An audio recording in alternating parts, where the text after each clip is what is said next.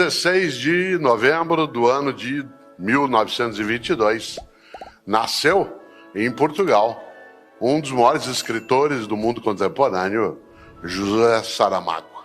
O único até hoje, escritor, né, de língua portuguesa que ganhou o Nobel de Literatura.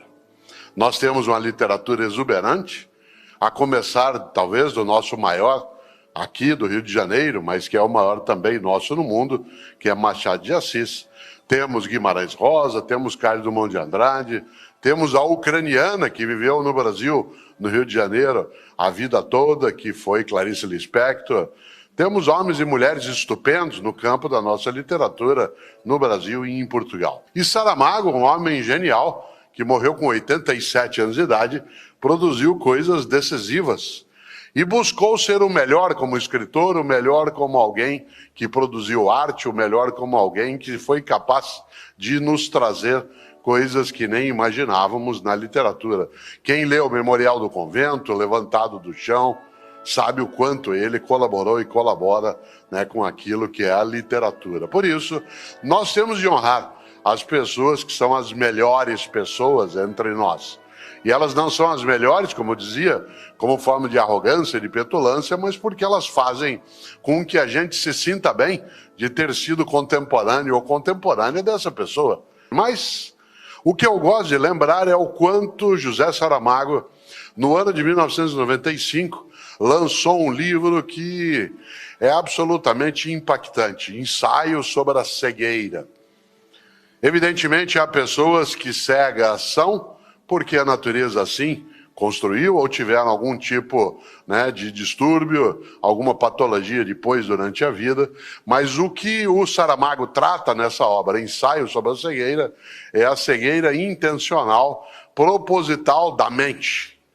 O livro Ensaio sobre a Cegueira, que aliás se transformou em filme, depois dirigido pelo Fernando Meirelles, é um livro que trata de uma sociedade que, se você e eu não tomarmos conta, a gente dela se aproxima, em que as pessoas vão ficando paulatinamente, pouco a pouco, vão ficando cegas em relação à realidade, em relação à convivência, em relação àquilo que é benéfico, em relação àquilo que é correto. Por isso, o ensaio sobre a cegueira, evidentemente, trata não da cegueira no sentido do impedimento físico, né, de enxergar com os olhos, mas com o obscurecimento da nossa mente. Aliás, para quem leu o livro Ensaio sobre a Cegueira, sabe que começa com um motorista. O Saramago tem duas grandes qualidades. Nesse livro ele não dá nome a ninguém. É o motorista, é a mulher do motorista, é o médico, é a mulher do médico. As pessoas não têm assim um nome. E é a mulher do médico, aliás, é a única que enxerga. É a única que não é cega em relação a tudo que ali acontece. Mas o pior da história, porque o livro é muito impactante, e ele tem a ver com isso que a gente vai pensar um pouco hoje, é que no ensaio sobre a cegueira, por que nós vamos ficando todas e todos cegos, no sentido físico da não visão pelos olhos, entra assim em jogo a regra do cada um por si, Deus por todos, cada uma por si, Deus por todas.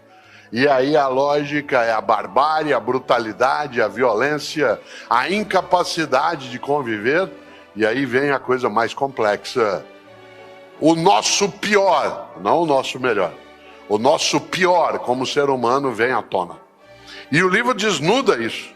Como nós somos capazes de coisas horrorosas, como nós somos capazes de aterrorizar pessoas, de buscar excluí-las, de segregá-las. Claro que nós somos capazes também de fazer o contrário. Claro que nós somos também capazes, todas e todos, de encantar, de elevar, de produzir o benéfico no lugar de apenas edificar o maléfico. No entanto, José Saramago nos adverte muito fortemente o quanto que o nosso horror, ele primeiro está presente em nós e pode vir à tona. E segundo, se nós não nos atentarmos para isso, na nossa convivência, no nosso cotidiano, no nosso contato, por exemplo, por intermédio das redes sociais, por meio daquilo que deveria nos aproximar, nós vamos criando, pouco a pouco, um estado, não de demência, ou de impossibilidade do enxergar, mas acima de tudo da impossibilidade do conviver.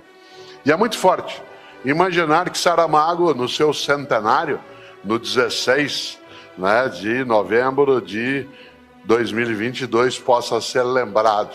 Parênteses, faça o teu melhor. Provavelmente, se eu dissesse isso a Saramago, ele diria, estou procurando fazê-lo. E ele o fez.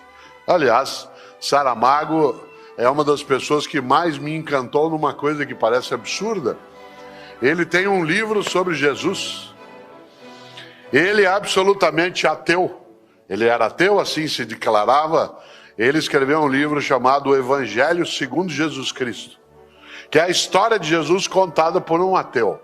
Pois bem, de todos os livros que eu vi sobre a vida de Jesus de Nazaré, esse foi o que mais me capturou num ponto, em algo que eu nunca tinha pensado, que é a relação de Jesus de Nazaré com o seu pai adotivo, José. E há uma cena no livro que quem leu deve se lembrar, quem não leu um dia visite o livro, em que Jesus é informado da morte do pai dele. E vai até ele, ao pai que faleceu. E eu nunca me esqueço, porque é impossível não derramar lágrimas lendo sobre o encontro de Jesus de Nazaré com o seu pai José, ali falecido. Essa dimensão humana, essa força conseguida por Saramago, ela fica muito mais impactante porque, ao trazer um ateu, alguém que se declara avesso a qualquer tipo de crença sobrenatural ou numa força divina ou superior, é muito interessante como ele é respeitoso no que faz e, ao mesmo tempo, acaba nos emocionando. Eu não esqueço que, vez ou outra, ao falar isso que eu estou dizendo agora, as pessoas às vezes falam assim, e para você, qual é o melhor livro do Saramago? Porque a noção do melhor significa que você eleva aquilo ao lugar mais alto.